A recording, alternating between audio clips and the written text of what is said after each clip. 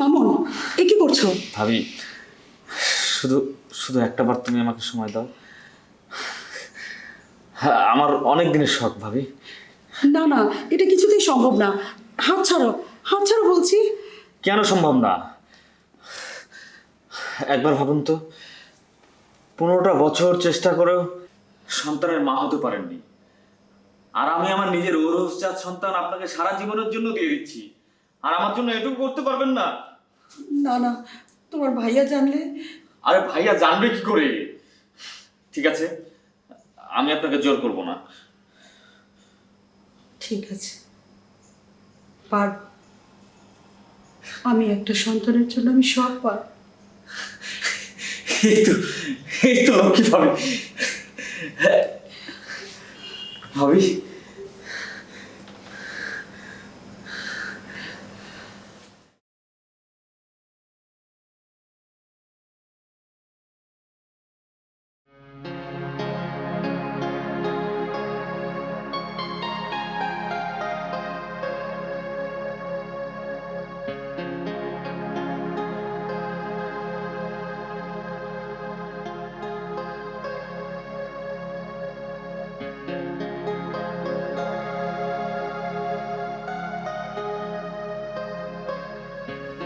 ভাবি, আরে মামুন, এসো, বসো। তারপর বলুন, কেন ডেকে পাঠিয়েছেন? তুমি তো সবই জানো মামুন, আমার একটা সন্তান নাই। এর চেয়ে কষ্ট পৃথিবীতে আর নাই। আল্লাহ তোমাকে চারটা মেয়ে দিয়েছে। তোমার সাথে আমার কথা হয়েছিল, তোমার ছোট মেয়েটার বয়স যখন 1 বছর হবে, তখন তুমি তাকে আমার কাছে দিয়ে দিবে। ভাবি, তিশাকে রেখে যেতে আমার কোনো আপত্তি নেই, কিন্তু ওকে আমাদের কাছ থেকে নেওয়ার জন্য যে চুক্তিগুলো হয়েছিল তার একটাও বাস্তবায়ন হয়নি। সবই হবে ভাই, একটু ধৈর্য ধরো। তোমাকে 5 লক্ষ টাকা নগদ দিতে হবে। আমার বাবার বাড়ির জমির দাম দর হচ্ছে, মনে হয় কিছুদিনের ভিতরেই জমিটা বিক্রি হয়ে যাবে। হাতে টাকাটা পেলে আমি তোমাকে টাকাটা দিয়ে দেব। তুমি শুধু একটু অনুমতি দাও, আমি কালই গিয়ে তিশাকে আমার কাছে নিয়ে আসি। তা না হয় হলো, হ্যাঁ, কিন্তু মদের দোকানে আমার কাছ থেকে 10,000 টাকা পাবে। টাকাটা না পেলে দোকানি তো আর আমাকে মদ দেবে না। এখন আমার কি করার আছে ভাবি? ইয়ে, আমার কাছে এখন 10,000 টাকা আছে। তুমি এটা নিয়ে চলো, পরে তো 5 লক্ষ টাকা পাচ্ছই। তুমি বসো, আমি টাকাটা নিয়ে আসছি।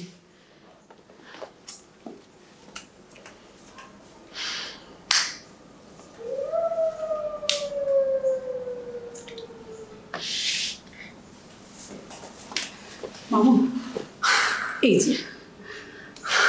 মামুন, এ কি করছো? ভাবি, শুধু শুধু একটা বার তুমি আমাকে সময় দাও। হ্যাঁ, আমার অনেক দিনের শখ ভাবি। না না, এটা কিছুতেই সম্ভব না। হাত ছাড়ো, হাত ছাড়ো বলছি। কেন সম্ভব না? একবার ভাবুন তো, 15টা বছর চেষ্টা করেও সন্তানের মা হতে পারেননি, আর আমি আমার নিজের ঔরসজাত সন্তান আপনাকে সারা জীবনের জন্য দিয়ে দিচ্ছি, আর আমার জন্য এটুকু করতে পারবেন না? না না, তোমার ভাইয়া জানলে রক্ষে থাকবে না। আরে ভাইয়া জানবে কি করে? ঠিক আছে, আমি আপনাকে জোর করব না। ঠিক আছে, পার। আমি একটা সন্তানের জন্য আমি সব পার। এই তো, এই তো লক্ষ্মী ভাবি। ভাবি,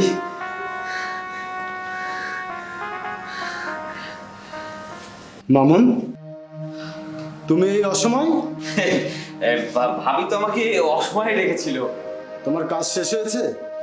কাজ আর শেষ করতে পারলাম কোথায়? ঠিক আছে ভাবি, তুমি আমি এখন চলি। আসতে পারো।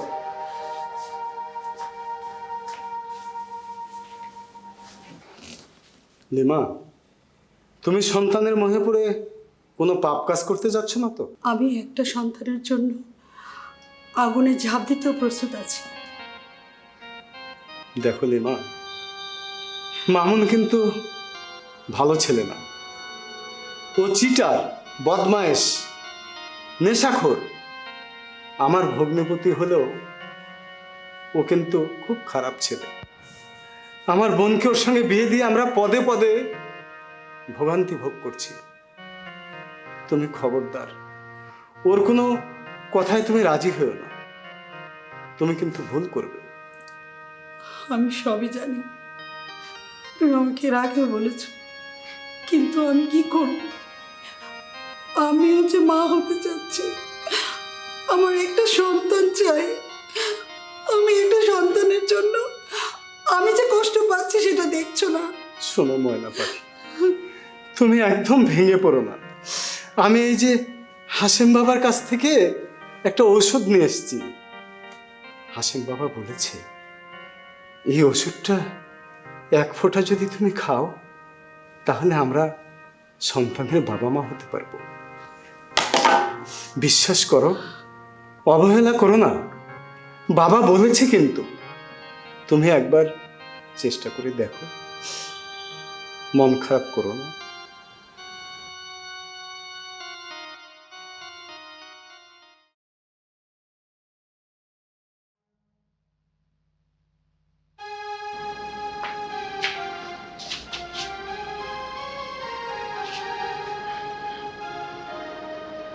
ভাবি, সেদিনের পর তো আর যোগাযোগ করলেন না। আচ্ছা মামুন, তুমি কি সত্যি সত্যি তিশাকে আমার করে দিবে?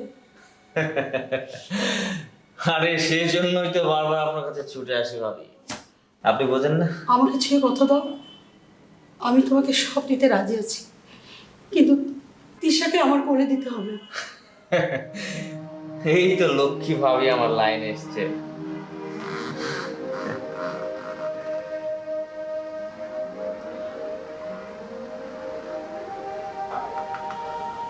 ভাবি, ভাবি, ভাবি,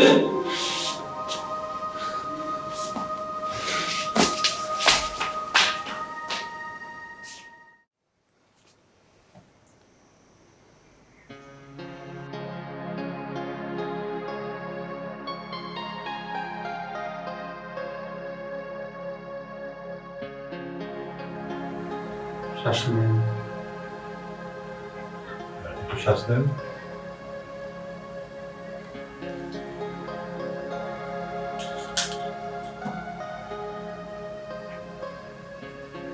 জিভটা দেখুন।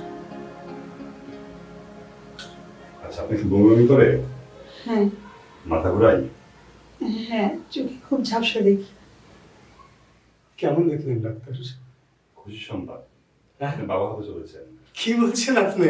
হ্যাঁ। আমি আমি বাবা হতে চলেছি? ডাক্তার, জি। আপনাকে অনেক ধন্যবাদ ডাক্তার, এত বড় একটা খুশির খবর দেওয়ার জন্য। তো ঠিক আছে, তাহলে আমি উঠি। আচ্ছা ঠিক আছে ডাক্তার।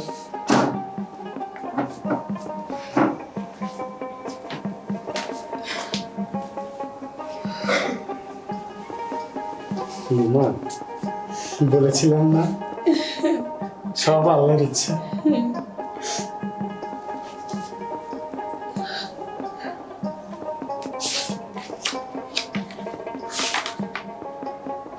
দেখেছো লিমা, এটা এই হাসেম বাবার ওষুধের ফল আর তোমার ধৈর্য।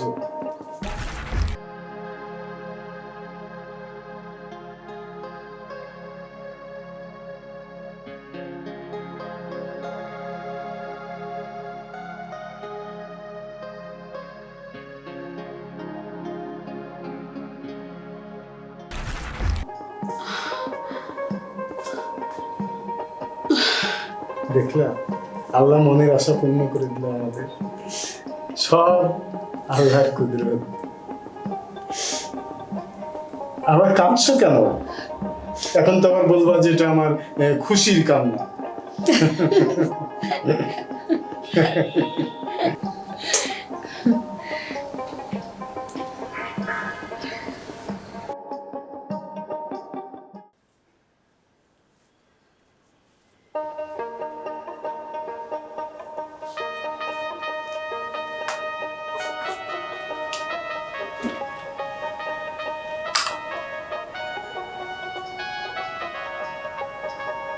বাবু স্যার ওই মালগুলো গাড়িতে উঠা দে।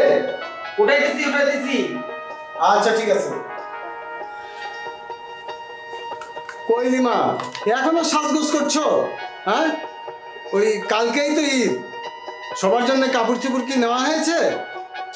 তুমি কোনো চিন্তা করো না, আমি চৈতি, শেফালি, দীপালি, জান্নাতি, রূপী সবার জন্য জামা কাপড় কেনা হয়ে গেছে। একটু ব্যাগগুলো গাড়িতে তুলে দাও না। আরে তুমি এখন তুলে নিতে বলছো? গাড়িতে অলরেডি ব্যাগ আমি উঠিয়ে দিয়েছি তো।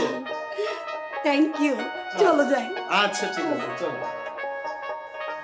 আপনার যে কোনো বিপদেই ধৈর্য এবং সৃষ্টিকর্তার প্রতি অগাধ বিশ্বাসী আপনার সব সমস্যার সমাধান করতে পারে।